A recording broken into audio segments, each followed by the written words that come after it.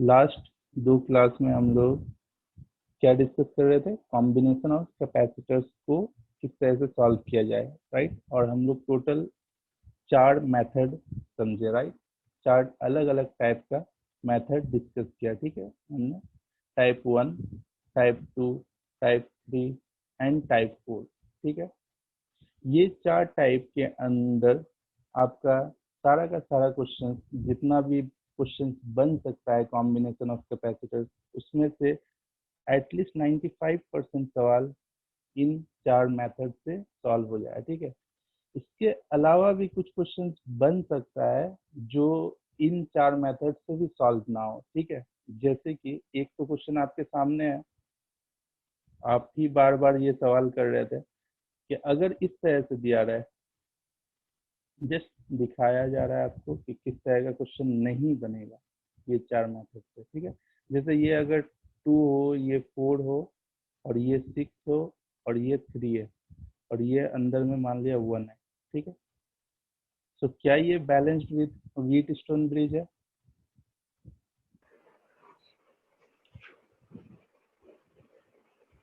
सोच के बताइए, क्या ये बैलेंस्ड व्हीट स्टोन ब्रिज है या नहीं? नहीं। ओके, तो ये नहीं है, इसका मतलब हम लोग जो बैलेंस्ड स्टोन ब्रिज वाला मेथड सीखे थे उससे नहीं बनेगा, ठीक है। क्या ये पैरेलल प्लेट वाला सवाल है? नहीं, तो उस मेथड से भी नहीं बनेगा। क्या ये वायर कनेक्शन वाला सवाल है? नहीं, तो उससे भी नहीं बनेगा। क्या ये इनफाइनाइट सीरीज वाला सवाल है? नहीं, तो इससे भी नहीं बनेगा। तो क्या ये सवाल सॉल्व होगा ही नहीं या होगा?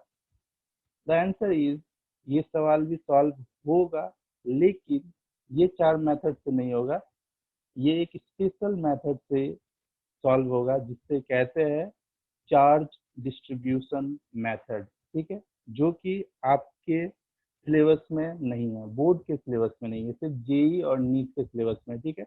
लेकिन उसे समझने के लिए हम लोगों को 2 कॉन्सेप्ट बहुत अच्छे से आना चाहिए। पहला, इलेक्ट्रोस्टैटिक का कॉन्सेप्ट, पूरा फुल कॉन्सेप्ट पता होना चाहिए, स्पेशली चार्ज का कॉन्सेप्ट। दूसरा, करंट इलेक्ट्रिसिटी का कॉन्सेप्ट, ठीक है। करंट इलेक्ट्रिसिटी में आप लोग पढ़िएगा किरचॉफ्स लॉ, ठीक है। सो किरचॉफ्स लॉ अगर पूरा अच्छे से पता है एंड इलेक्ट्रोस्टैटिक का कॉन्सेप्ट पता है, तब हम लोग चार्ज डिस्ट्रीब्यूशन मेथड सीख सकते हैं। और इस मेथड से ऑलमोस्ट हर क्वेश्चन का आपको आंसर मिल जाएगा, चाहे जितना भी टफ से टफ सवाल हो, सारा का सारा सर्किट सॉल्व हो जाएगा। लेकिन काफी लेंदी मेथड है, ठीक है। तो मेरा सजेशन आपके लिए ये है कि आप अभी जस्ट 95% सवाल सॉल्व कीजिए। कोई सा भी बुक उठा लीजिए, कोई सा भी बुक उठा के उसका कॉम्बिनेशन ऑफ कैपेसिटर्स का सवाल करना स्टार्ट कीजिए। मैक्सिमम सवाल आपका ये 4 मेथड से हो जाएगा, ठीक है। तो वो पहले करने का कोशिश कीजिए। हम लोग पहले करंट इलेक्ट्रिसिटी पढ़ेंगे, वहाँ जानेंगे, ठीक है, किरचॉफ लॉ क्या है, वो सारा चीज समझने के बाद अगर आप लोग मुझे रिमाइंड करा पाओ तो एक बार फिर से आएंगे यहाँ पे, और चार्ज डिस्ट्रीब्यूशन मेथड को समझ के फाइनली रैप अप होगा ये कॉन्सेप्ट, ठीक है। क्लियर है? तो any type of combination of capacitor can be solved with the use of charge distribution method, जो हम लोग बाद में पढ़ेंगे, ठीक है। तो आज के क्लास में क्या करना है, आज के क्लास में कुछ कॉन्सेप्चुअल किया जाए, ठीक है। जैसे कि एक कॉन्सेप्चुअल क्वेश्चन पूछा जाता है, जल्दी से पेन पेपर निकाल के वो क्वेश्चन को लिखिए और हम लोग डिस्कस करते हैं, ठीक है, वो क्वेश्चन का आंसर क्या होगा। और इन बिटवीन डिस्कशन हम लोग बहुत सारा कॉन्सेप्ट सीखने वाले हैं, ठीक है। तो सबसे पहले तो क्वेश्चन लिखिए, how much energy is lost, ठीक है। क्वेश्चन लिख रहे हैं आप लोग, एक क्वेश्चन लिख लीजिए, उस क्वेश्चन का जवाब देते देते हम लोग कुछ सीखने वाले हैं, ठीक है। How much energy is lost in charging of capacitor, in charging of capacitor. पहले तो मैं आपको ऑप्शन देता हूँ, ठीक है। आप थोड़ा सा लॉजिक यूज कीजिए कि आप एक कैपेसिटर को चार्ज कर रहे हो, ऑब्वियसली कैसे चार्ज करोगे, एक बैटरी से कनेक्ट करके। एक कैपेसिटर को एक बैटरी से कनेक्ट कर दिया आपने, ठीक है। कैपेसिटर में धीरे धीरे चार्ज आने लगा। ये पॉजिटिव प्लेट जब पॉजिटिव टर्मिनल से कनेक्टेड है तो पॉजिटिव प्लेट, इस वाले प्लेट में पॉजिटिव चार्ज एक्यूमुलेट होने लगे और इस पे क्या होगा, नेगेटिव चार्ज आने लगेगा। तो इस तरह से हम लोग कैपेसिटर को चार्ज करते हैं, ठीक है। लेकिन ड्यूरिंग चार्जिंग, जब चार्ज हो रहा होता है कैपेसिटर, कुछ ना कुछ एनर्जी लॉस्ट होता है, ठीक है। बैटरी से मान लिया कि 100 जूल ऑफ एनर्जी निकला, ठीक है। मान लिया कि बैटरी से 100 जूल ऑफ एनर्जी निकला, लेकिन कैपेसिटर के पास सिर्फ,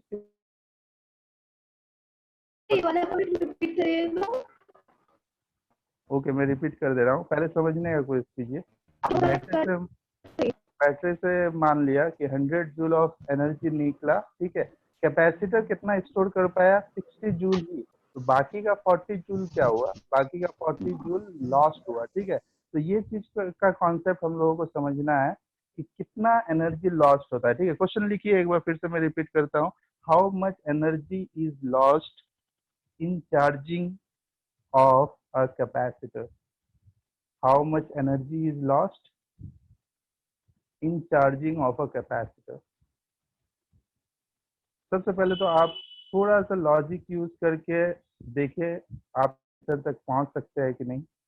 10% एनर्जी का लॉस होता है, 25% एनर्जी का लॉस होता है, 50% एनर्जी का लॉस होता है, या 75% एनर्जी का लॉस होता है। एक रैंडम गैस कर सकते हैं, आपको आंसर देने की जरूरत नहीं है, जस्ट रैंडम एक गैस कीजिए कि क्या आंसर सही हो सकता है। मतलब बैटरी से कनेक्ट किए एक कैपेसिटर को, कुछ एनर्जी लॉस हुआ, वो कितना परसेंट एनर्जी लॉस हुआ है, 10%, 25%, 50% या 75%। उसके बाद आंसर पे आएंगे, ठीक है।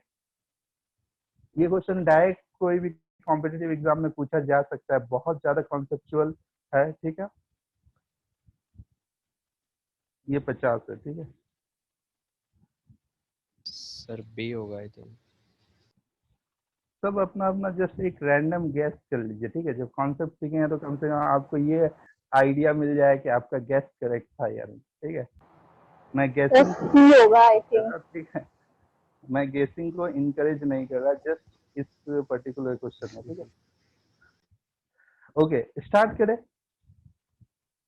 स्टार्ट करते हैं बैटरी से, ठीक है। एक बैटरी क्या करता है, मेरे ख्याल से बैटरी सर्किट को पोटेंशियल डिफरेंस पहुंचाता है, राइट। एक सर्किट में बैटरी पोटेंशियल डिफरेंस क्रिएट कर दे रहा है सच दैट बैटरी से करंट निकल पाए। ये ना, बैटरी से जब करंट निकलता है या चार्ज निकलता है, ठीक है, तो बैटरी के पास मतलब कुछ ना कुछ एनर्जी स्टोर किया हुआ है। जब आप छोटे क्लास में थे तो आपसे पूछा गया था कि बैटरी क्या है, it is a charge storing device या it is a energy storing device. मतलब बैटरी क्या करता है, अपने अंदर बहुत सारा एनर्जी को स्टोर करके रखता है, और इससे जब आप बल्ब कनेक्ट करोगे तो ये बल्ब से यहाँ से चार्ज निकलेगा, चार्ज जाएगा बल्ब में, और बल्ब क्या करेगा, ग्लो करने लगेगा, ठीक है। तो बल्ब ग्लो क्यों करता है, एनर्जी की वजह से ग्लो करता है। एनर्जी मिला कहाँ से, बैटरी की वजह से, ठीक है। तो बैटरी का कॉन्सेप्ट पहले समझ लीजिए कि बैटरी का दो टर्मिनल होता है, एक हायर पोटेंशियल पे होता है, हम लोग V मान लिए, एक लोअर पोटेंशियल पे होता है, हम लोग 0 मान लिए, ठीक है। तो पोटेंशियल डिफरेंस क्या होगा, मेरे ख्याल से V माइनस 0 होगा, ठीक है। तो इक्वल टू V। तो यहाँ जो V दिखाई दे रहा है ये पोटेंशियल नहीं है, potential difference between the two terminals of battery है, ठीक है। सबसे पहले तो ये क्लियर कर लीजिए, ठीक है। अब आपको पता होगा कि पोटेंशियल डिफरेंस और वर्क डन में कुछ ना कुछ रिलेशन है। जैसे कि बैटरी के एक टर्मिनल से मान लिया कि एक छोटा सा चार्ज DQ है, ठीक है, पॉजिटिव DQ है, एक टर्मिनल से दूसरा टर्मिनल में ले जाने के लिए आपको कुछ ना कुछ वर्क डन करना होगा, राइट। वो वर्क डन कितना होगा, मेरे ख्याल से आप बहुत बार ये चीज को देख चुके हो कि वर्क डन क्या होता है, याद है वर्क डन कैसे निकालते थे, सिंपली चार्ज इनटू जितना पोटेंशियल डिफरेंस है। या आप लोग इस तरह से नहीं जानते हो तो आप जरूर से ये फॉर्मूला देखे होगे कि पोटेंशियल डिफरेंस हमेशा होता है work done divided by charge. अगर ये भी नहीं देखे तो आपको ये याद आ रहा होगा कि potential difference VA minus VB। तो यहाँ पे VA माइनस VB को क्या लिखोगे, V माइनस 0 ही लिखोगे ना। V A minus V B equal to D W by D Q.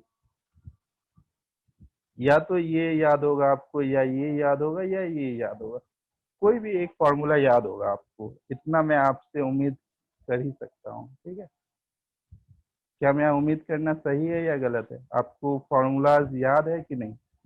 याद है। याद है सर। ओके चलो, मेरे ख्याल से सारा का सारा फॉर्मूला आपको याद होगा, लेकिन कोई एक फॉर्मूला भी याद रहने से चलेगा। जैसे कि मान के चलते हैं कि आपको ये फॉर्मूला याद है, तो potential difference V A minus V B, यहाँ पे क्या होगा, ए पॉजिटिव टर्मिनल को ले लो, बी नेगेटिव टर्मिनल को ले लो, तो वी माइनस जीरो क्या हो जाएगा, work done divided by charge, right. Work done divided by charge, तो यहाँ से वर्क डन क्या होगा, वर्क डन क्या हुआ होगा, Q इंटू V, राइट। अब अगर मैं इमेजिन करूं कि बैटरी के पास टोटल चार्ज Q है और बैटरी का टोटल पोटेंशियल डिफरेंस क्या है, V है, तो बैटरी के पास टोटल एनर्जी कितना है, जितना वर्क डन लगा होगा, राइट। तो टोटल एनर्जी इक्वल टू क्या लिख सकते हैं, QV लिख सकते हैं ना। Energy equal to work done equal to Q into V। एक सिंपल सा बात यह है कि अगर आपको एक बैटरी के अंदर प्रेजेंट चार्ज का मैग्नीट्यूड दिया रहा है, मान लो कि प्रेजेंट चार्ज 200 कूलम है, ठीक है, एक बैटरी के अंदर, और बैटरी का पोटेंशियल डिफरेंस अगर 10 दिया हुआ है, ठीक है, potential difference V equal to अगर 10 दिया हुआ है, तो बैटरी के अंदर कितना जूल का एनर्जी स्टोर्ड है ये आप निकाल सकते हैं। कितना हो जाएगा, एनी गेस, कितना हो जाएगा, Q इंटू वी। एनर्जी क्या होता है, Q इंटू वी। बैटरी के अंदर स्टोर्ड एनर्जी क्या होता है, Q इंटू वी। तो मेरे ख्याल से Q 200 इंटू वी 10 वोल्ट, तो 2000 जूल का एनर्जी स्टोर्ड है उस बैटरी में, राइट। 2000 जूल का एनर्जी स्टोर्ड है उस बैटरी में, ठीक है। तो first part of the question हम लोग सॉल्व कर चुके हैं, ठीक है। अल्टीमेटली कितना चार्ज, कैपेसिटर को चार्ज करने में कितना एनर्जी लॉस हुआ, ये जानने से पहले सबसे पहले तो हम लोगों को ये पता करना होगा कि बैटरी के पास कितना एनर्जी था। तो हम लोगों को पता चला कि बैटरी के पास एनर्जी कितना था, Q इंटू वी। क्लियर है? Yes sir, yes sir. Okay, तो बैटरी का एनर्जी को हमेशा एक्सप्रेस कीजिए, एनर्जी पूछे या वर्क डन पूछे, ये हमेशा बैटरी के केस में Q इंटू वी होता है, ठीक है। नेक्स्ट, कैपेसिटर का बात करें, क्योंकि बैटरी किससे कनेक्ट होगा, कैपेसिटर से कनेक्ट होगा, और धीरे धीरे इसका प्लेट में चार्ज स्टोर होने लगेगा, ठीक है। तो जब Q अमाउंट का चार्ज यहाँ से निकल के, Q अमाउंट का चार्ज यहाँ से निकल के इस कैपेसिटर में स्टोर हुआ, ठीक है, तो कैपेसिटर का एनर्जी कितना रहा होगा। मान लिया कि ये बैटरी पूरा का पूरा एनर्जी दे दिया, किसके फॉर्म में देगा, चार्ज के फॉर्म में देगा, पूरा का पूरा एनर्जी दे दिया कैपेसिटर को, ठीक है। ये जस्ट इमेजिन कीजिए, किसके फॉर्म में देगा, चार्ज के फॉर्म में देगा, राइट। तो Q अमाउंट का जितना इसके पास था चार्ज था, सब निकाल के ये यहाँ पे एक्यूमुलेट करा दिया, तो कैपेसिटर के पास एनर्जी कितना होगा। मेरे ख्याल से energy stored in a capacitor हम लोग 2 बार डिराइव कर चुके हैं, जब चार्ज कैपेसिटर का Q हो और कैपेसिटेंस C हो और पोटेंशियल डिफरेंस बीच का कितना हो, V हो, पैरेलल में कनेक्ट होता है तो ऑब्वियसली पोटेंशियल डिफरेंस V ही रहेगा, ठीक है। मेरे ख्याल से आपको energy stored in a capacitor का फॉर्मूला पता है। क्या आपको पता है कि energy stored in a capacitor होता है हाफ C V स्क्वायर, क्या ये बात पता है? जल्दी से बताइए। सर याद नहीं है। हाफ C V स्क्वायर कैसे भूल सकते हैं, इतना बार हम लोग यूज किए, चार्ज डिस्ट्रीब्यूशन में भी यूज किए।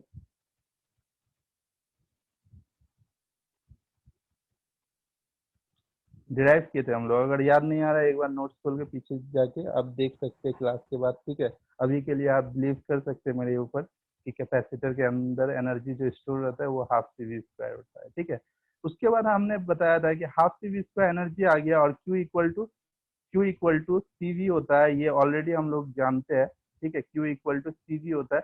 इन दोनों इक्वेशन को कंबाइन करेंगे तो हम लोगों को क्या मिल जाएगा, सोच के देखिए। सी का वैल्यू यहाँ से सी का वैल्यू इस इक्वेशन में डालिए तो आपको मिलेगा हाफ, सी का वैल्यू क्या मिलेगा, Q by V into V square, V cancel हो जाएगा, half into Q into V हो जाएगा। ठीक है, ऑलरेडी ये फॉर्मूला भी आप जानते हो, पता है ना, ये फॉर्मूला भी पता है। तो आंसर तो हम लोगों को मिल गया, आंसर तो हम लोगों को मिल गया शायद। गेस कर पा रहे हो आंसर कितना है?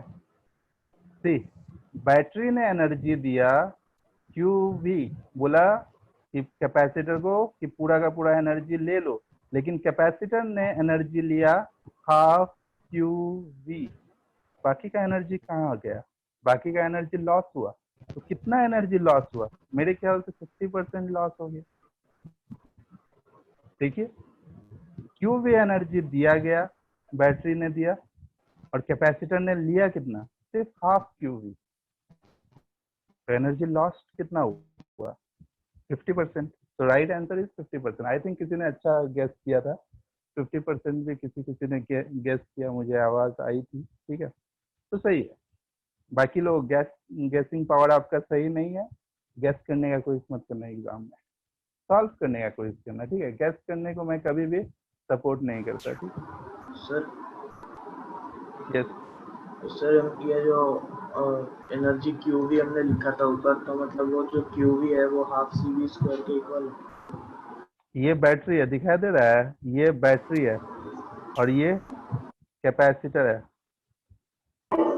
बैटरी का एनर्जी क्यू वी है, हम लोगों ने अभी जाना, और कैपेसिटर के अंदर stored energy half Q V है। तो इससे ये पता चल रहा है कि अगर ये 100 जूल दे बैटरी एनर्जी, तो कैपेसिटर में just half into 100, half into Q V का वैल्यू अगर 100 है, तो हाफ इंटू क्यू वी कितना होगा? 50 जूल ये कैपेसिटर में स्टोर होगा। मतलब लॉस कितना होगा?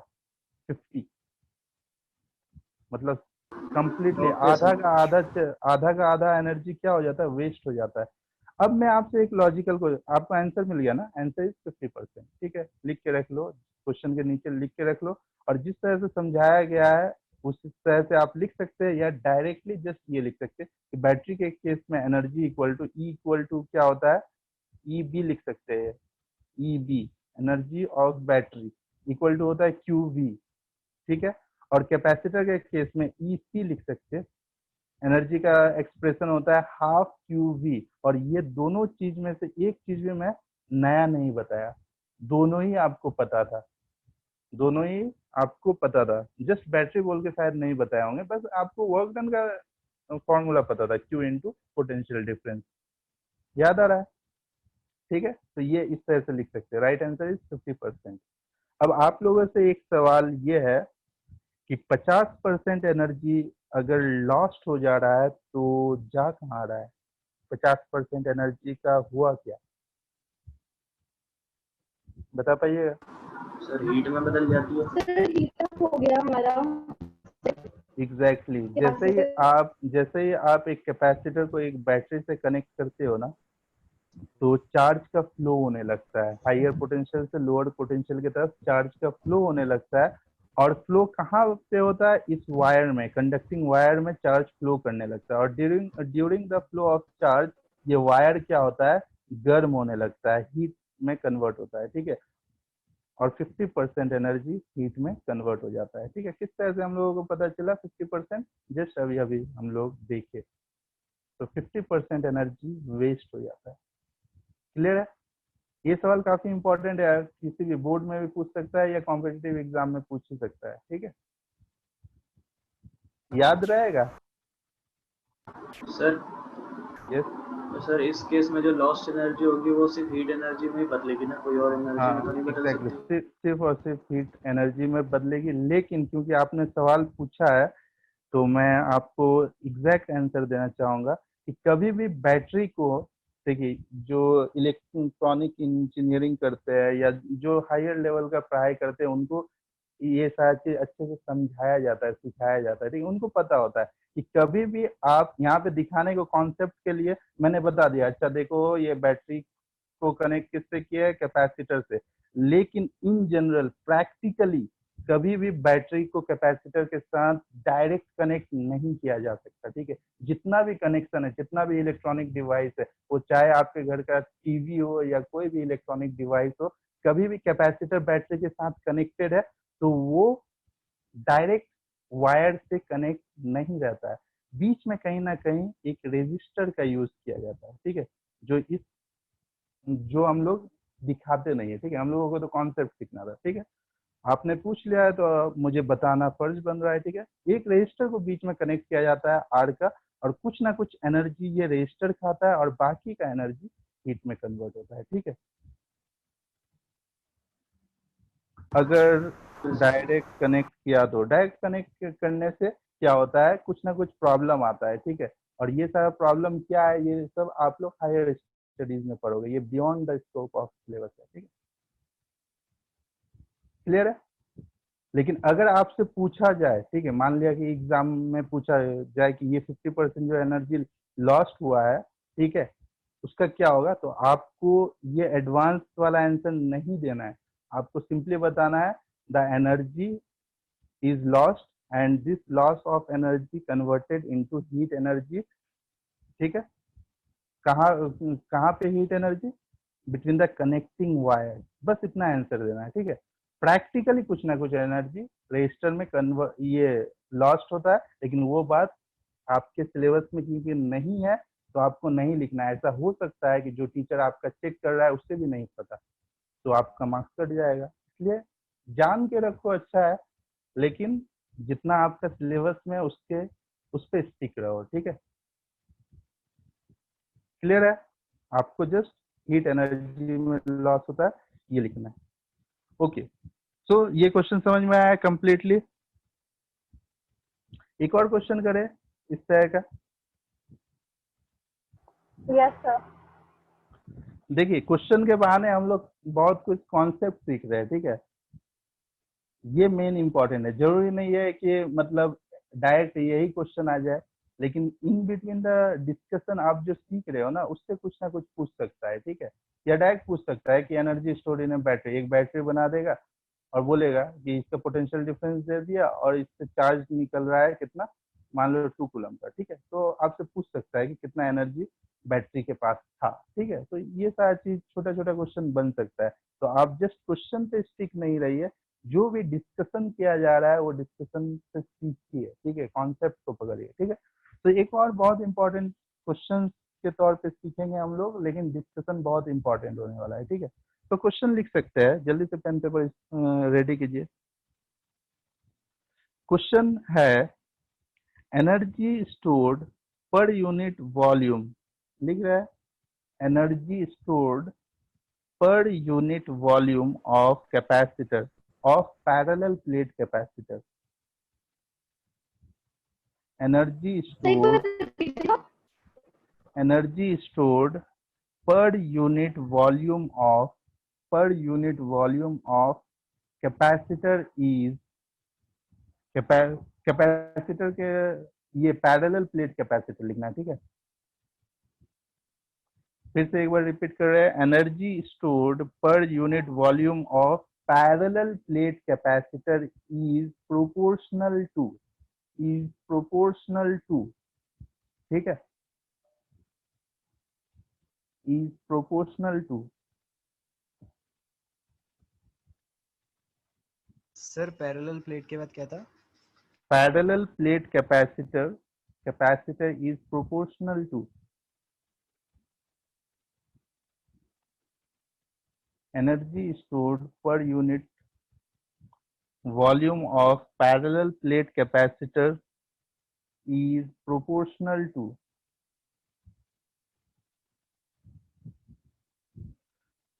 तो पैरेलल प्लेट कैपेसिटर का कुछ ना कुछ एनर्जी हम लोगों को ऑलरेडी पता है कि अगर इसका कैपेसिटी C है, इसका पोटेंशियल डिफरेंस V है, इस पे चार्ज Q है, तो बहुत सारा फार्मूला पता है। सबसे फेमस फार्मूला है एनर्जी का, एनर्जी इक्वल टू क्या होता है, हाफ CV², ठीक है, हाफ CV², ठीक है।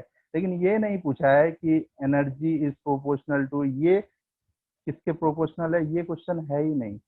एनर्जी पर यूनिट वॉल्यूम पूछा है, ठीक है। तो सबसे पहले तो मैं बहुत तरह से इसे समझाना चाहूंगा पहली बात तो ये है कि एनर्जी डिवाइडेड बाय वॉल्यूम पूछा है, ई बाय वी, ये वी पोटेंशियल नहीं है, ठीक है, वॉल्यूम है। इसका मतलब क्या है कि एक कैपेसिटर के अंदर स्टोर्ड एनर्जी डिवाइडेड बाय उस कैपेसिटर का कुछ ना कुछ वॉल्यूम होगा, राइट। पैरेलल प्लेट कैपेसिटर का बीच का में कुछ ना कुछ वॉल्यूम होगा ना। ये एक प्लेट है, ये एक प्लेट है, कुछ इस तरह से, तो ये एक वॉल्यूम बना रहा है, दिखाई दे रहा है, ये कुछ ना कुछ इसका वॉल्यूम होगा ना। तो जो भी वॉल्यूम है पूरा को नहीं लेना, पर यूनिट वॉल्यूम, यूनिट वॉल्यूम मान लिया कि एक छोटा सा क्यूब बना लो यहाँ पे, ठीक है, ऐसे। ये पूरा एनर्जी ई है डिवाइडेड बाय मतलब यूनिट वॉल्यूम, या इस तरह से बोल सकते कि टोटल एनर्जी अगर ई है डिवाइडेड बाय पूरा का पूरा वॉल्यूम, ये प्रोपोर्शनल है किसके। अभी 4 ऑप्शन देंगे, आपको गेस करना है पहले, ठीक है। फिर से मैं बता रहा हूँ, गेस करने को मैं इंकरेज नहीं कर रहा, just for the sake of interest आपसे मैं पूछ रहा हूँ, ठीक है। ये एनर्जी को हम लोग एक स्पेशल नाम देते हैं, ठीक है। Energy per unit volume of parallel plate capacitor को हम लोग स्मॉल यू से डिनोट करते हैं, ठीक है। ब्रैकेट में लिख सकते हैं energy stored per unit volume, bracket में स्मॉल यू से डिनोट करते हैं। लेकिन आपको समझ में आना चाहिए कि स्मॉल ई क्या है, energy, that means half E V square divided by volume, ये है स्मॉल यू, ठीक है, energy per unit volume. Clear है। तो यस सर। क्वेश्चन बोला है, क्वेश्चन में बताया गया है कि ये जो U है, आपको समझ में आया ना, U क्या है, एनर्जी पर यूनिट वॉल्यूम। एक पैरेलल प्लेट कैपेसिटर का total energy divided by parallel plate capacitor का टोटल वॉल्यूम, ठीक है, ये प्रोपोर्शनल है। ऑप्शन ए,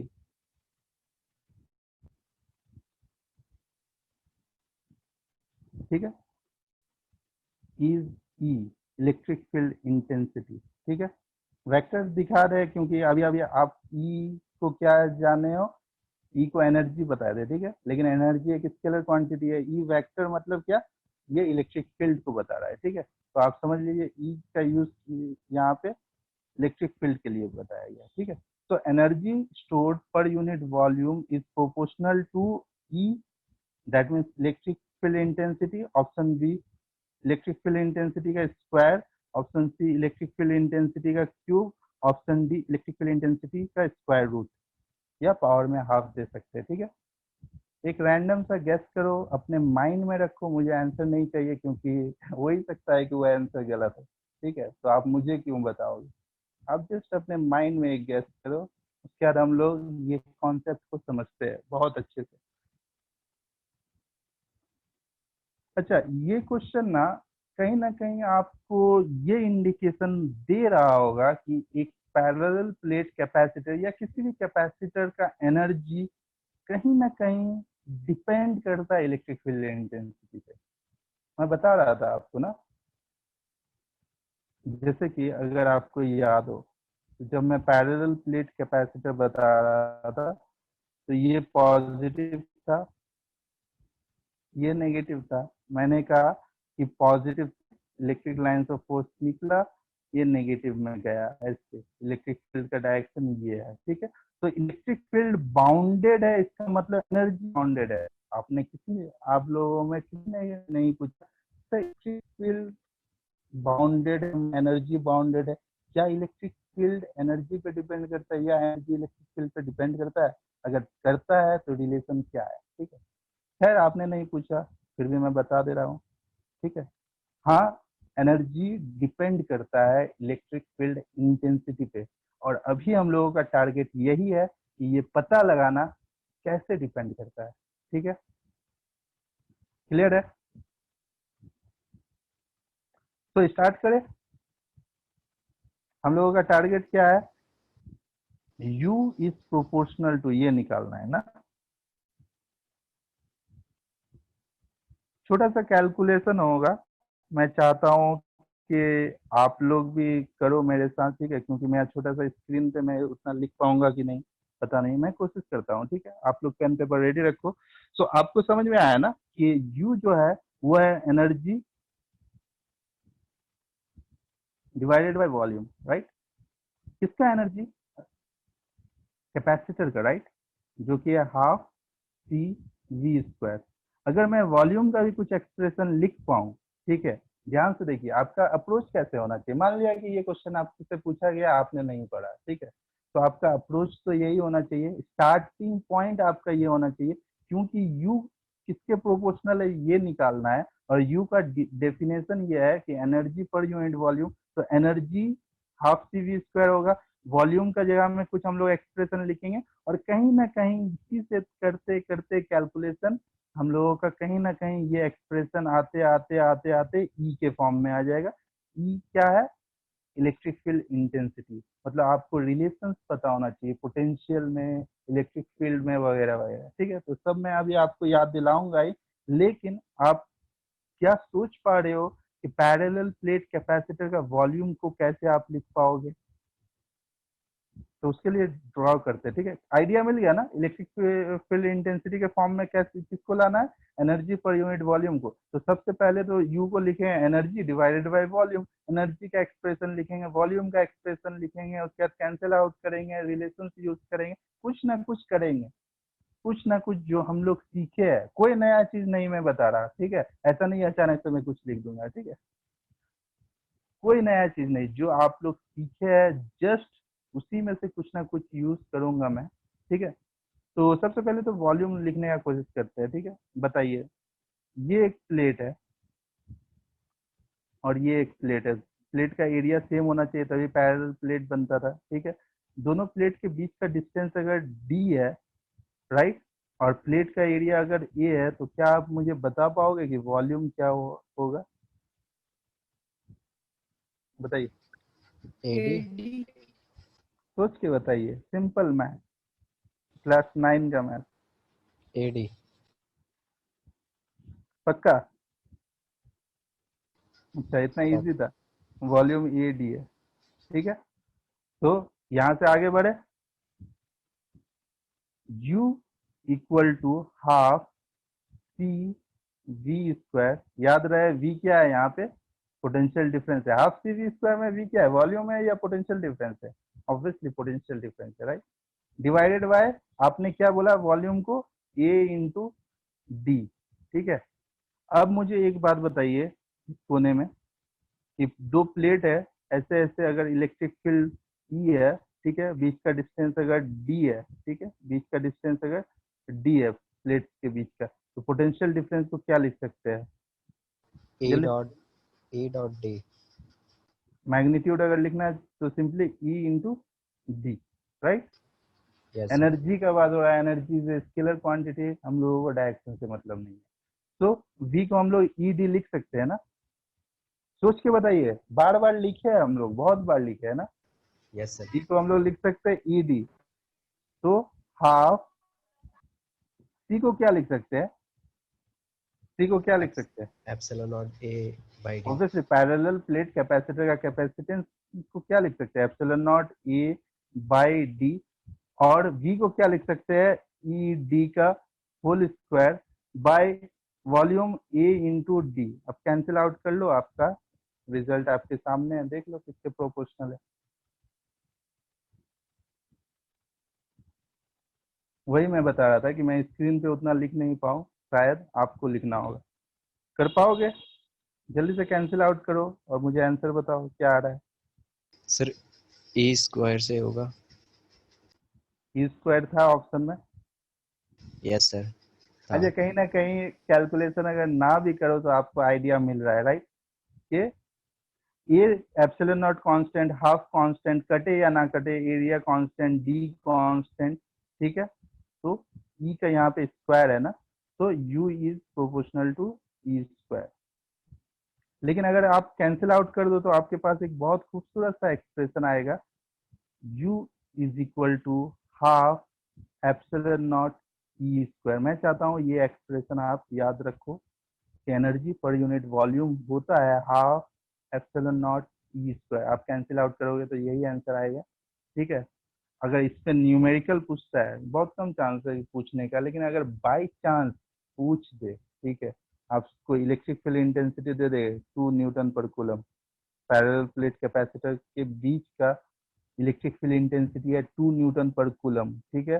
तो energy stored per unit volume कितना है, तो वो आपसे एक्सपेक्ट करेगा कि जस्ट ये डेटा से आप बता पा रहे हो कि नहीं। तो ऑब्वियसली ये फॉर्मूला आपको पता है तो आप बता दोगे। हाफ का वैल्यू 0.5 होता है, शायद आपको पता होगा, और एप्सिलॉन नॉट का वैल्यू 8.85 इंटू 10⁻12 होता है, इंटू 2 का स्क्वायर। जो भी आंसर आएगा वो हो जाएगा एनर्जी पर यूनिट वॉल्यूम। क्या इसका यूनिट आप बता पाओगे, यू का यूनिट क्या होगा, ऐसा यूनिट?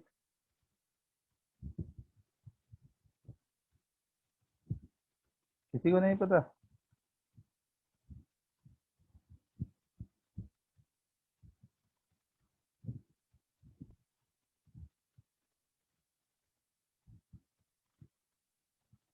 बताइए।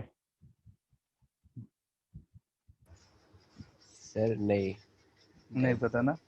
यू क्या है, energy per unit volume. Energy का यूनिट जूल, वॉल्यूम का unit metre cube, joule per metre cube. इतना सिंपल था, ये नहीं पता था। अच्छा, आप यहाँ से जाए थे ना कि हाफ का कोई यूनिट नहीं होगा, इसका इतना बड़ा यूनिट है और यस इसका सर, वही। कोई जरूरत नहीं है। तो एनर्जी पर यूनिट वॉल्यूम। अच्छा, यहाँ से भी अगर आप जाओगे, ठीक है, तो भी आंसर यही आएगा। फिजिक्स नेवर फेल, ठीक है। ठीक है। ओके, तो कुछ अगर पूछना है ये दो क्वेश्चन में, अगर कुछ रह गया है कॉन्सेप्ट आपको नहीं समझ में आया या कुछ बात है तो आप पूछ सकते। तब तक मैं अपना नोट्स स्टार्ट करूं। किसी को कुछ पूछना है? सर एक क्वेश्चन होता है, मतलब हम्म, देखा था ऐसा क्वेश्चन कि मतलब पूरे कैपेसिटर्स लगे हुए हैं सारे, और फिर जैसे हम्म, C1 C2 C3 है, उसने पूछ लिया कि C3 हम्म, के से मतलब C3 में पोटेंशियल डिफरेंस कितना है, C3 के बाद पोटेंशियल डिफरेंस हम्म। वो पूछ लिया, तो वो वाले क्वेश्चन कैसे करेंगे? वो वाले क्वेश्चन भी इक्विवेलेंट सर्किट डायग्राम बना के सबसे पहले तो आप चार्ज निकालना हो। ये जो है ना, इस टाइप का क्वेश्चन आपको आइडिया मिल जाएगा जब आप किरचॉफ लॉ करोगे, ठीक है। ठीक है। क्योंकि इलेक्ट्रिसिटी में हम ये कर लिया ना, तो वहाँ हमने वहां से लिया। और जो आप अगर किसी बुक में देखो, उसके लिए ये नहीं कि उसके लिए आप क्लास 12 स्टूडेंट हो, आपको सब पता है, ठीक है। इसमें वो क्वेश्चन लेते हैं तो दे दिया, लेकिन वो एक्सपेक्ट कर रहा है कि आपको इलेक्ट्रिसिटी का भी कॉन्सेप्ट पता है, ठीक है। तो ये सारे क्वेश्चन के लिए थोड़ा वेट, ठीक। आपने पूछ लिया कि क्वेश्चन बनेगा, लेकिन अभी नहीं, ठीक है। पहले ठीक है। इलेक्ट्रिसिटी, ठीक है।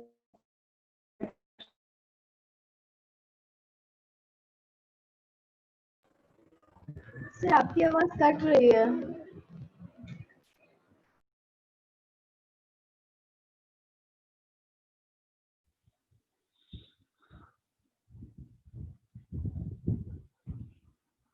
हेलो, आवाज आ रही है?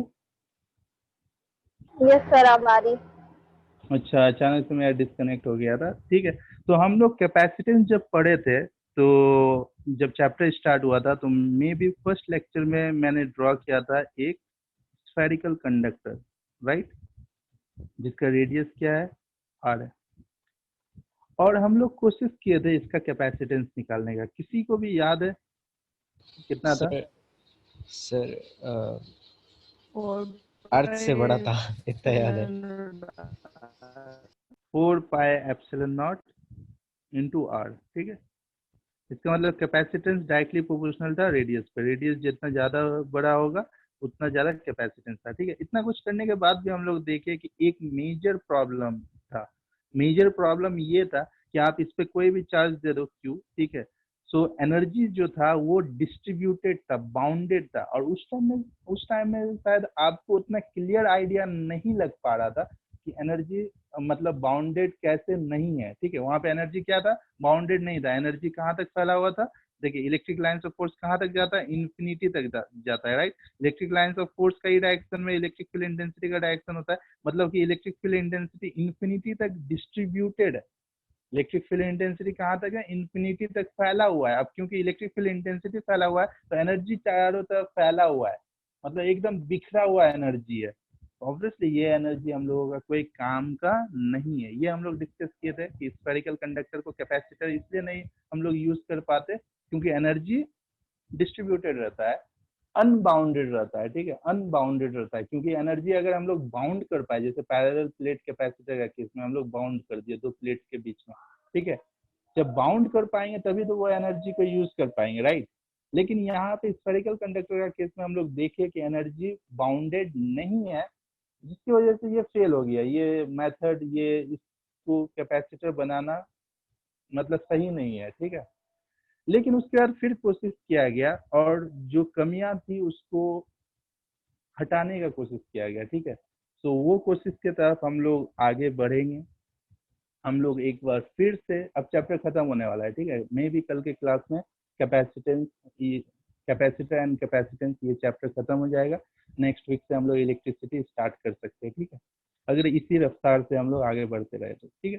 तो हम लोगों का चैप्टर ये स्टार्ट हुआ था कुछ इस तरह से कि हम लोग स्फेरिकल कंडक्टर का कैपेसिटेंस देखे और देखे एनर्जी क्या है, बाउंडेड नहीं है, ठीक है। तो एक कोशिश हम लोग फिर से करेंगे स्फेरिकल कंडक्टर का कैपेसिटेंस निकालने का, लेकिन यहाँ पे एक छोटा सा टेक्निक यूज करेंगे सच दैट ये एनर्जी जो इन्फिनिटी तक क्या फैला हुआ है, बिखरा हुआ है, इसे बाउंड करने का कोशिश करेंगे। क्या हम लोग बाउंड कर सकते हैं, क्या कोई एक मेथड है?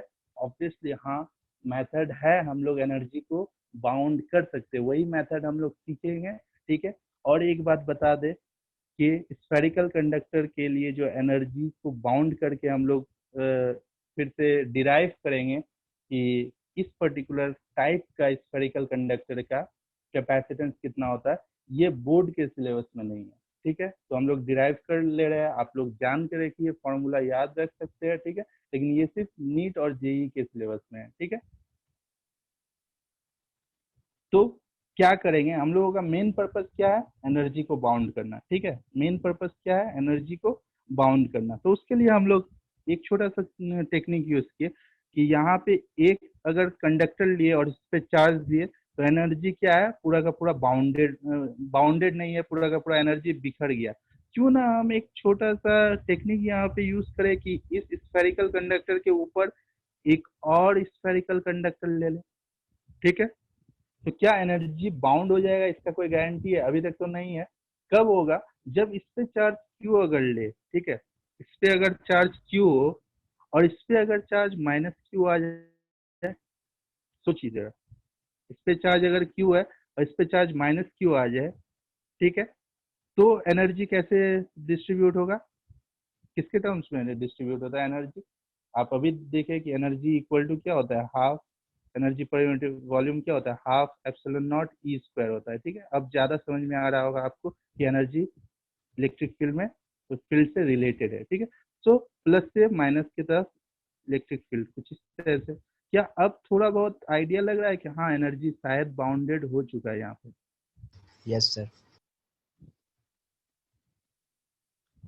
लेकिन अभी भी एक छोटा सा प्रॉब्लम ये है कि अगर अगर अगर अगर इसके बाहर जो आउटर शेल है या आउटर स्फेरिकल कंडक्टर है, इस पे भी अगर चार्ज आ जाए, ठीक है, यहाँ नेगेटिव चार्ज मान लो, इस पे पॉजिटिव चार्ज आ जाए, तो एनर्जी फिर से बिखरने लगेगा, एनर्जी फिर यहाँ पॉजिटिव से बाहर जाता है ना, याद आ रहा है, पॉजिटिव से इलेक्ट्रिक लाइन ऑफ फोर्स बाहर जाता है। तो ये प्रॉब्लम आ सकता है, इसे हटाने के लिए हम लोग बाहर वाले शेल को क्या कर देंगे, अर्थिंग कर देंगे, ठीक है।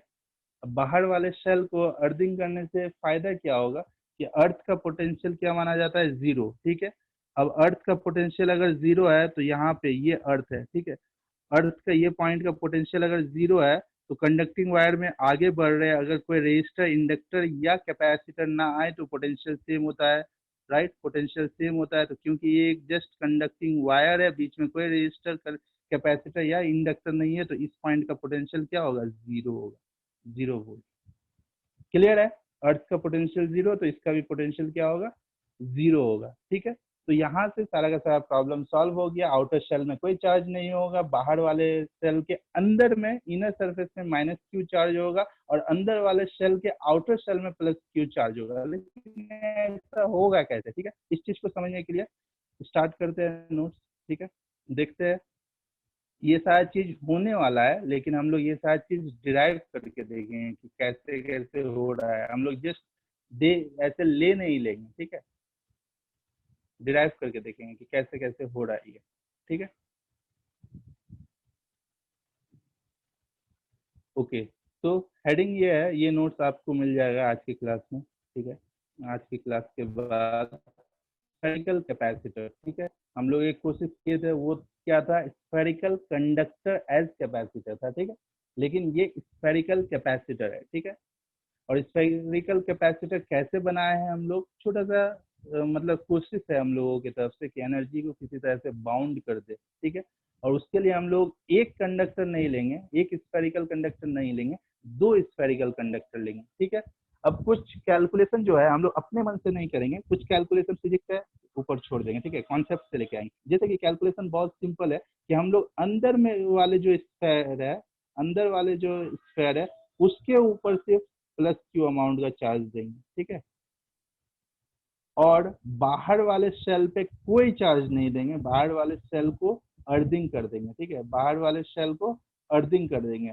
ये अपने आप, ये बाहर वाला जो शेल है वो अपने इनर सरफेस पे, ये जो इनर सरफेस है, इनर सरफेस पे नेगेटिव क्यू चार्ज को जनरेट कर लेगा। ठीक है, कैसे जनरेट करेगा, कैसे जनरेट करेगा, हम लोग पढ़ चुके हैं ये चीज।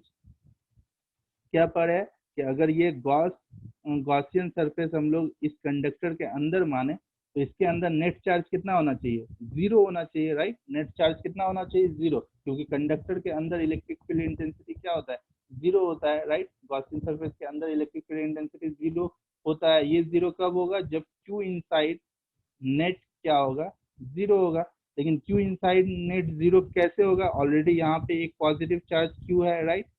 ये तो चार्ज है तो नेट इनसाइड वाला चार्ज तो जीरो नहीं हुआ। तब क्या होता है, जीरो करने के लिए ये जो आउटर शेल होता है इसके इनर सरफेस पे एक नेगेटिव क्यू चार्ज जनरेट हो जाता है। ठीक है, इतना बहुत ज्यादा कॉन्सेप्ट का जरूरत नहीं है, हम लोग इसे करके देखते हैं। ठीक है, एक बार फिर से करते हैं। ऑलरेडी हम लोग ऐसे पे किए है ना, इस पे अगर क्यू अमाउंट का चार्ज दिए और इस पे अगर -3 क्यू चार्ज दिए तो इसके पॉइंट यहाँ पे क्या चार्ज होगा या यहाँ पे क्या चार्ज होगा, ये सब चार्ज डिस्ट्रीब्यूशन में हम लोग कर चुके हैं। ठीक है, यूज क्या करते थे हम लोग, एक छोटा सा कॉन्सेप्ट यूज करते थे कि स्फेयर, एक चार्ज स्फेयर लिए जिसके पास चार्ज क्यू है। ठीक है, इसके इनसाइड वाले पॉइंट पे, सरफेस वाले पॉइंट पे और आउटसाइड वाले पॉइंट पे पोटेंशियल कितना होता था। ठीक है, अगर आपको याद हो तो पोटेंशियल एट आउटसाइड पॉइंट क्या होता था, के क्यू अपॉन आर। ठीक है, पोटेंशियल एट सरफेस क्या होता था, के क्यू अपॉन रेडियस। और पोटेंशियल इनसाइड क्या होता था, किसी को याद है, किसी को याद है, इनसाइड जाते ही पोटेंशियल कांस्टेंट हो जाता था, K Q by capital R E होता था। ठीक है, तो हम लोग अंदर वाले स्फीयर को पॉजिटिव क्यू चार्ज दिए, बाहर वाले इसके आउटर शेल जो है, मतलब बाहर वाला जो कंडक्टिंग बॉडी है, ठीक है, इस पे चार्ज अपने से आ जाएगा। कितना आएगा हम लोगों को नहीं पता, इसलिए हम लोग मान लेंगे कि स्मॉल क्यू अमाउंट का चार्ज आया है। ठीक है, तो एक चीज जो श्योर है वो क्या है कि बाहर वाला जो शेल है, ये आउटर शेल जो है, इसका पोटेंशियल जीरो होगा। ये कैसे हम लोग श्योर है, ये श्योर कैसे है, क्योंकि इसे अर्थिंग किया गया है। दिखाई दे रहा है, इसे क्या किया गया है, अर्थिंग किया गया है। ठीक है, सो पोटेंशियल पहले हम लोग इस शेल पे निकालेंगे कितना होता है और उसे इक्वेट करेंगे जीरो से, और स्मॉल क्यू का वैल्यू हम लोग पता कर लेंगे। ठीक है, मेरे ख्याल से स्मॉल क्यू का वैल्यू माइनस कैपिटल क्यू ही आना चाहिए।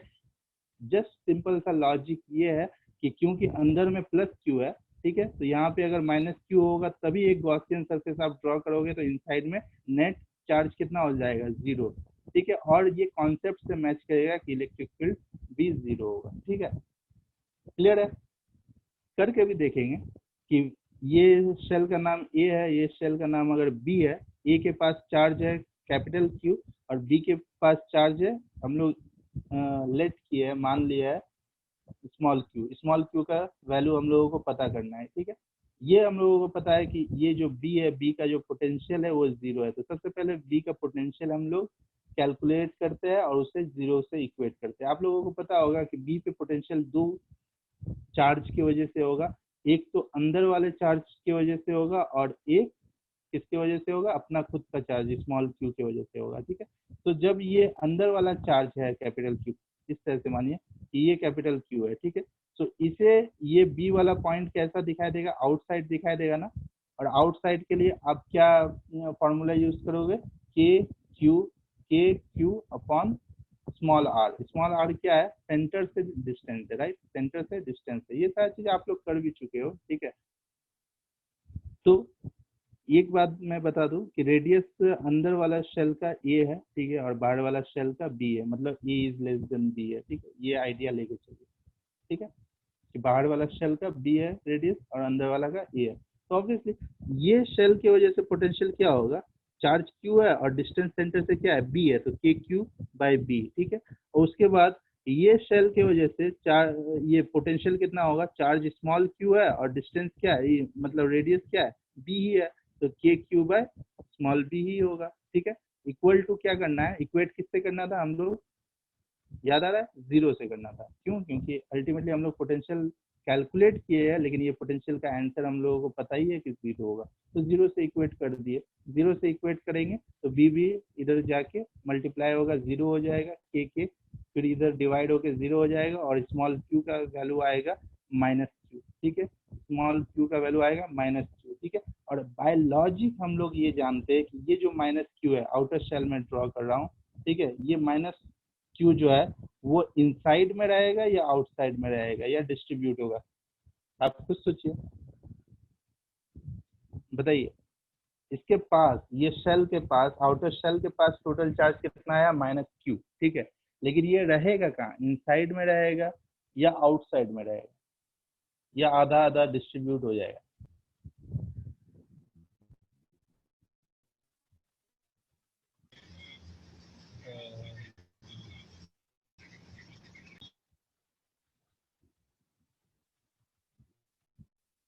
बताइए।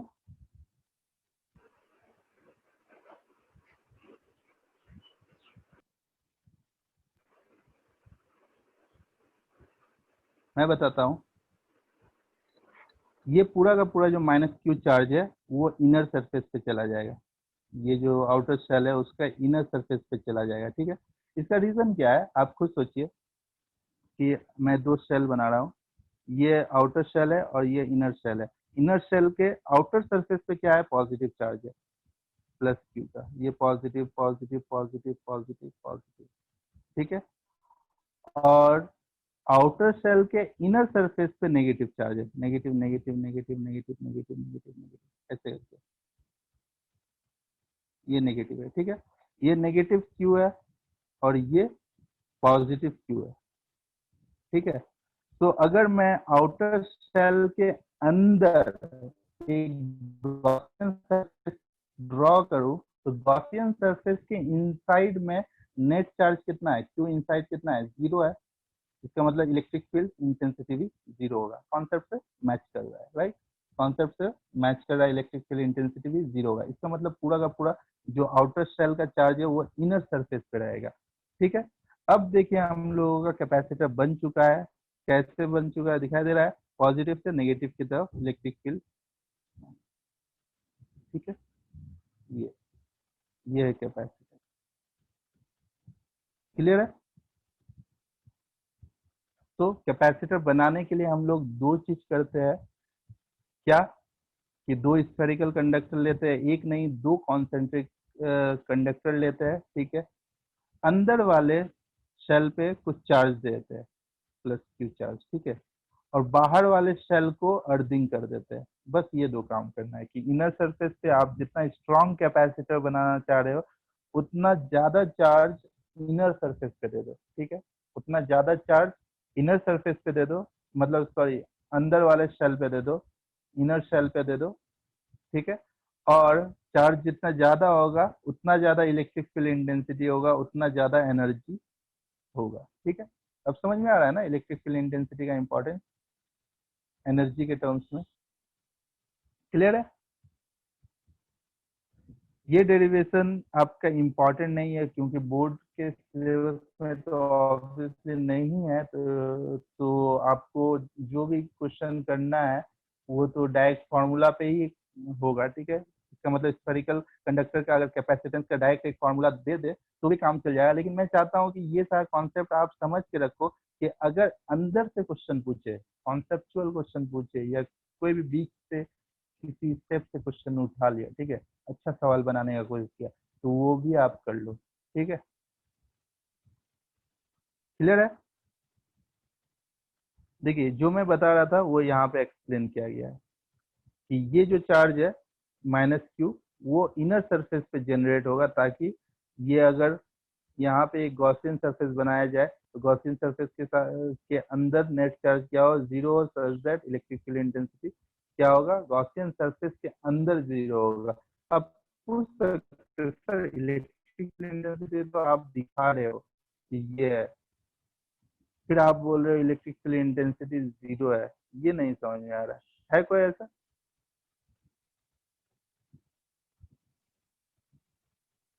बोलिए।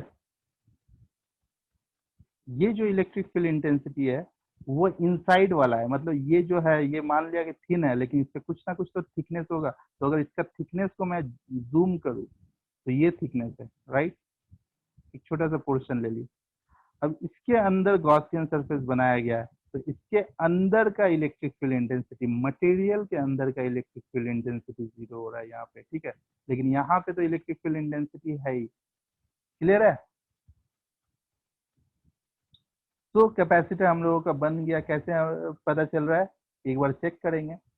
क्या क्या इंफॉर्मेशन हम लोगों के पास है, अंदर वाला का नाम ए है, बाहर वाला का नाम बी है, ठीक है। तो पोटेंशियल ऑफ बी कितना है, 0 है, ठीक है। ई इनसाइड क्या है, मतलब ए के इनसाइड में इलेक्ट्रिक फील्ड इंटेंसिटी क्या है, 0 है, दिखाई दे रहा है।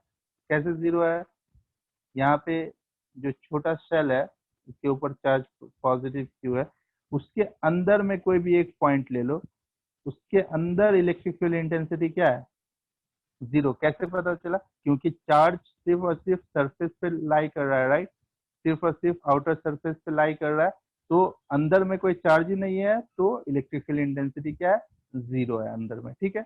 उसके अलावा अगर पूछा जाए कि ये शेल के बाहर कोई एक पॉइंट लिया जाए तो यहाँ पे इलेक्ट्रिक फील्ड इंटेंसिटी कितना है, मतलब कि आउटसाइड ऑफ बी कितना है, ये भी 0 होगा। इसका रीजन बता पाइएगा।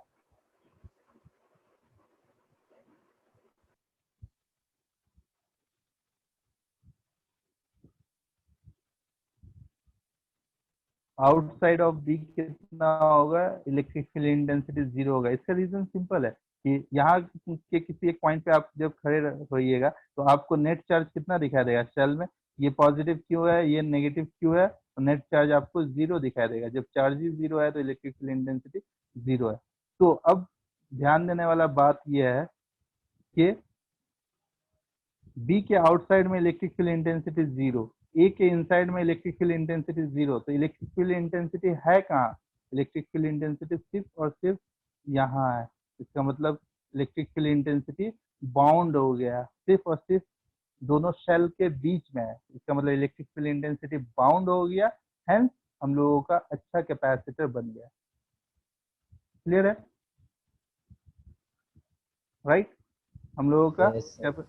कैपेसिटर बन चुका है। E is only between the square, मतलब कि ई क्या हो गया, बाउंडेड हो गया। इसका मतलब इलेक्ट्रिक फील्ड इंटेंसिटी अगर बाउंडेड है, इसका मतलब एनर्जी पर यूनिट वॉल्यूम भी बाउंडेड है, ठीक है। अच्छा ये मैं बता दूं कि आप जो निकाले U इक्वल टू हाफ, अब तक याद हुआ कि नहीं, एप्सिलॉन नॉट ई स्क्वायर, क्या ये एक्सप्रेशन याद हो गया आपको, energy per unit volume half epsilon naught E square, ठीक है। कभी कभी पूछ लेगा कि energy of capacitor in terms of E, ठीक है, तो आपसे पूछे कि एनर्जी कितना है, तो सिंपली आप क्या करोगे, energy equal to half epsilon naught E square, ये पर यूनिट वॉल्यूम है तो इसे वॉल्यूम से मल्टीप्लाई कर दोगे। क्लियर है, ये काम कर लोगे ना। एनर्जी ऑफ कैपेसिटर कितना हो जाए, half epsilon naught E square into volume कर दोगे, ठीक है। और इंटरेस्टिंग बात यह है कि अगर आप half epsilon naught E square into volume कर रहे हो, ठीक है, तो वॉल्यूम के केस में अगर सॉल्व करना चाहो, अगर क्वेश्चन ई के टर्म्स में और वॉल्यूम के टर्म्स में आपको चाहिए तो आप कर सकते हो, लेकिन अगर इससे सॉल्व करोगे तो आप यहाँ पे लैंड कर जाओगे फिर से हाफ सी वी स्क्वायर, क्योंकि एनर्जी ऑफ कैपेसिटर इतना ही होता है, ठीक है। तो जैसा मैं बता रहा था कि एनर्जी बाउंड हो गया, मतलब कि एक स्फेरिकल कैपेसिटर हम लोगों को मिल गया। अब हम लोगों के पास चैलेंजिंग पोर्शन ये है कि स्फेरिकल कैपेसिटर का कैपेसिटेंस कितना होता है, ठीक है, ये हम लोगों को फाइंड आउट करना है। तो मेथड बहुत सिंपल है, स्फेरिकल कैपेसिटर का कैपेसिटेंस हम लोग कैसे फाइंड आउट करेंगे। इनफैक्ट किसी भी कैपेसिटर का कैपेसिटेंस हम लोग कैसे फाइंड आउट करते थे, कैपेसिटेंस इक्वल टू होता था charge divided by potential difference. याद आ रहा है, charge divided by potential difference.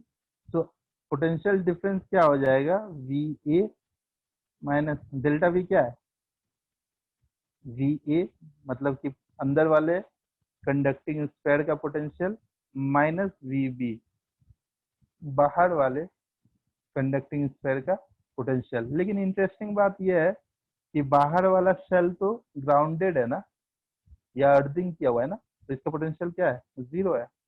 तो पोटेंशियल डिफरेंस क्या है, वी ऑफ ए। आप अगर किसी तरह से वी ऑफ ए पोटेंशियल निकाल ले, मतलब अंदर वाला शेल का, तो simply Q divided by V of A कर दोगे, आपका कैपेसिटेंस मिल जाएगा, राइट।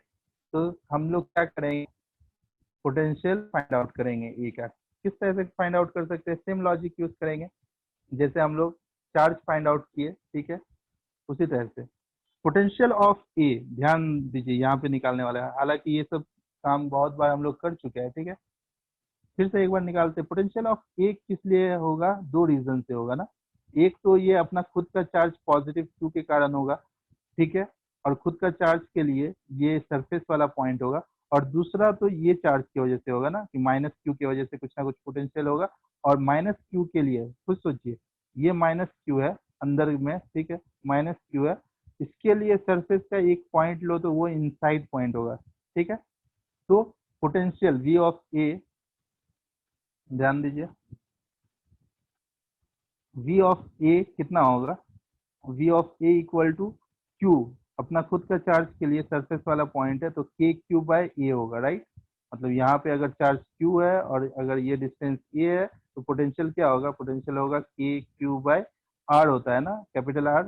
कैपिटल आर क्या था, रेडियस था, यहाँ पे रेडियस क्या है, ए है। क्लियर है,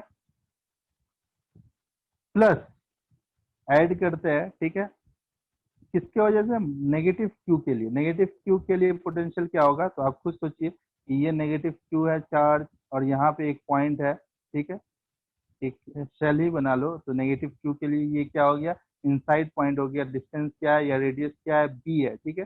तो पोटेंशियल क्या होगा, के क्यू बाय बी होगा। ये पॉजिटिव होगा या नेगेटिव, सोच के बताइए। नेगेटिव। नेगेटिव। ऑब्वियसली नेगेटिव, क्यों, क्योंकि हम लोग जानते हैं पॉजिटिव चार्ज का पॉजिटिव पोटेंशियल, नेगेटिव चार्ज का नेगेटिव पोटेंशियल, तो ये नेगेटिव होगा, ठीक है। तो हम लोगों को क्या मिला, K Q by A plus of minus K Q by B, इतना मिला, ठीक है। अब अगर ए बी एलसीएम लेंगे तो ऊपर क्या जाएगा, बी माइनस ए हो जाएगा, ठीक है। के क्यू कॉमन हो गया, बचा क्या, ये छोटा सा कैलकुलेशन आप कर लोगे ना, क्या बचा, K Q into B minus A divided by A B, ये पोटेंशियल मिल गया, ठीक है। तो काम बन गया हम लोगों का। हम लोगों को ये पोटेंशियल ऑफ ए ही पता करना था, क्यों, क्योंकि हम लोग जानते हैं कैपेसिटेंस किसी भी कैपेसिटर का, ये यूनिवर्सल फार्मूला है, ठीक है। किसी भी कैपेसिटर का कैपेसिटेंस का फार्मूला होता है charge per unit potential difference, ठीक है। तो चार्ज हम लोगों का क्यू दिया गया था, ठीक है।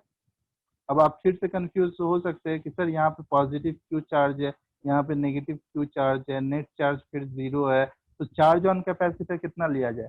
तो पैरेलल प्लेट कैपेसिटर जब हम लोग पढ़ रहे थे तो वहां पे आपने सीखा था कि चार्ज ऑन कैपेसिटर कितना होता है, पॉजिटिव प्लेट का कैपेसिटर लिया जाता है। तो पॉजिटिव प्लेट यहाँ पे क्या है, प्लस क्यू। तो चार्ज ऑन कैपेसिटर क्या हो गया, प्लस क्यू। ठीक है, तो क्यू का जगह में क्यू रहने दिया और पोटेंशियल डिफरेंस को V A minus V B. अब जैसा कि मैंने बताया कि वी बी जो सेकेंड कंडक्टर है वो तो ग्राउंडेड है, इसका मतलब ये जीरो है, वी बी क्या है, जीरो है, तो यहाँ जीरो पुट कर दिए। तो क्यू बाय वी ए क्या था, कैपेसिटेंस। ठीक है, तो हम लोगों का आंसर आ गया वी ए का वैल्यू, क्योंकि हम लोगों ने फाइंड आउट किया K Q into B minus A divided by A B. हम लोग पुट कर देंगे यहाँ पे वी ए का वैल्यू, और फाइनली एक बहुत ही अच्छा सा फॉर्मूला, मैक्सिमम स्टूडेंट को ये फॉर्मूला याद रहेगा जो लोग भी कॉम्पिटिटिव एग्जाम का तैयारी करते हैं।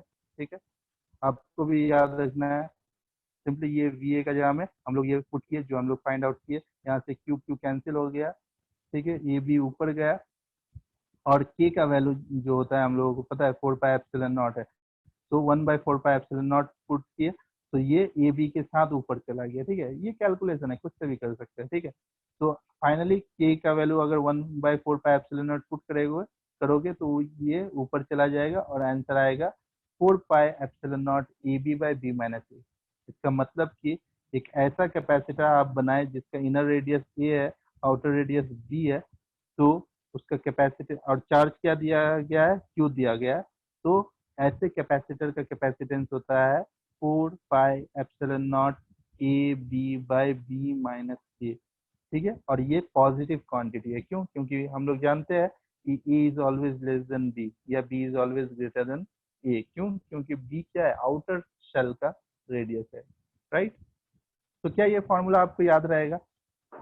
एग्जाम में अगर शेल दे दिया, ठीक है, कभी कभी ऐसे ही क्वेश्चन पूछ लेता है, रेडियस दे देगा दोनों और पूछ लेगा। ठीक है, मान लो एग्जाम में आपसे बहुत ही सिंपल क्वेश्चन पूछा कि ये R1 है, ठीक है, और ये आउटर शेल का R2 है, और इस पे चार्ज इसमें चार्ज स्मॉल क्यू दिया गया है।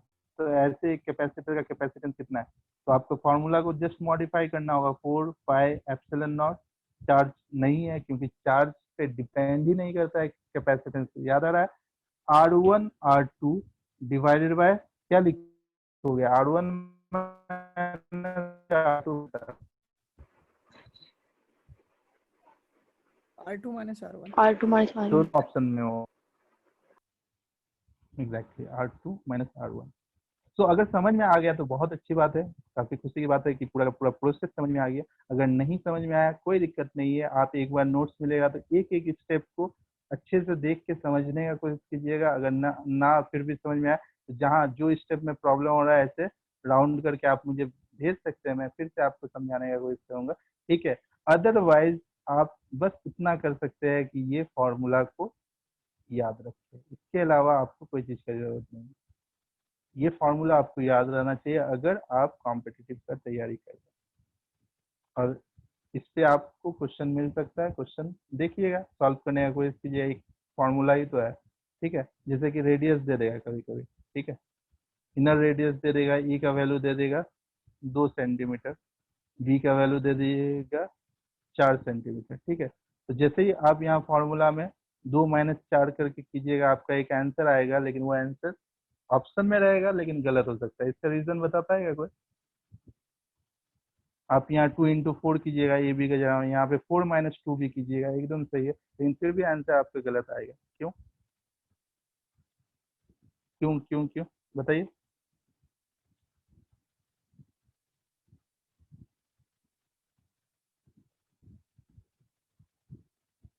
No idea.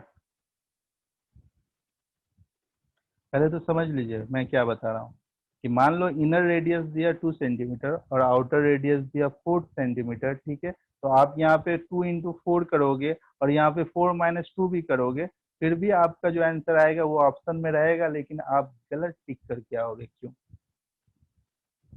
उससे अपना अगर कमी निकाल लो तो बहुत अच्छा है, तो कमी को दूर कर लोगे।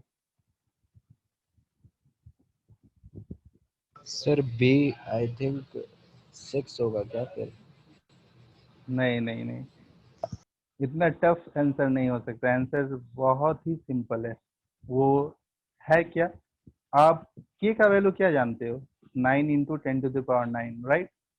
और के क्या है, 1/4πε0।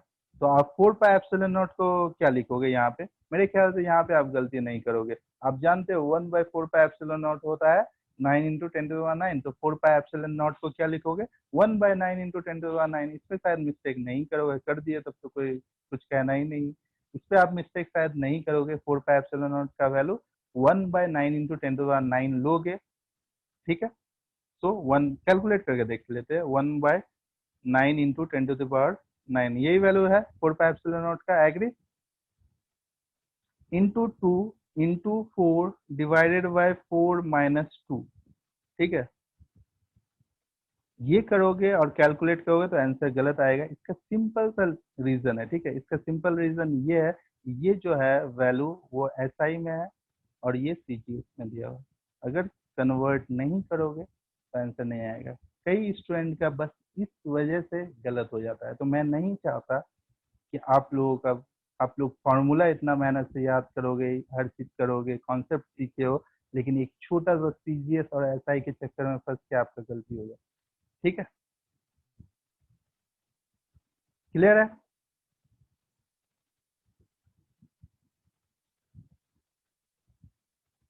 अब किसी को कुछ पूछना है?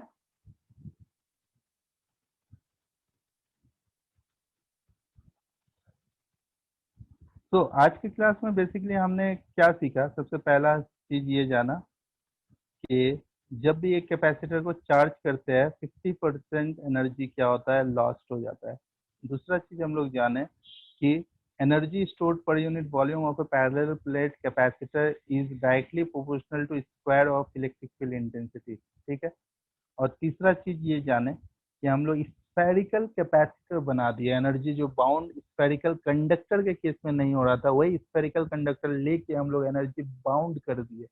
लेकिन एनर्जी बाउंड करने के लिए हम लोगों को 2 कंडक्टर लेना पड़ा।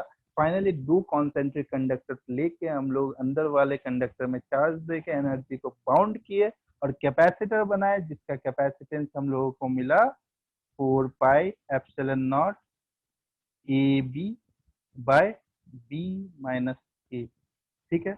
अगर ये तीनों में कुछ भी पूछना है तो आप पूछ सकते हैं, आपके पास 1-2 मिनट का टाइम है। Excuse me, sir. यस जी, पूछिए। आपकी आवाज नहीं आ रही। हेलो,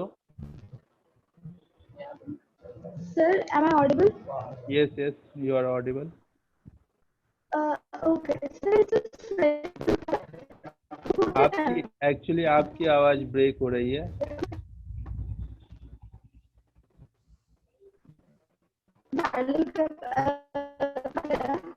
आप एक काम कीजिए, टाइप, अगर छोटा क्वेश्चन है तो जल्दी से टाइप कर दीजिए, आपकी आवाज नहीं आ रही।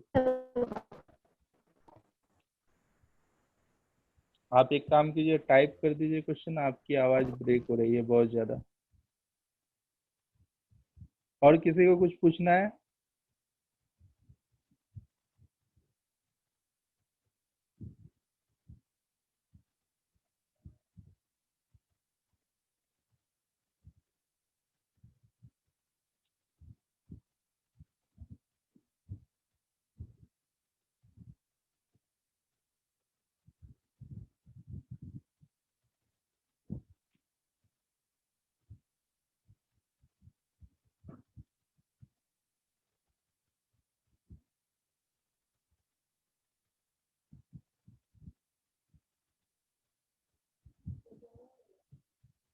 Okay then, thank you.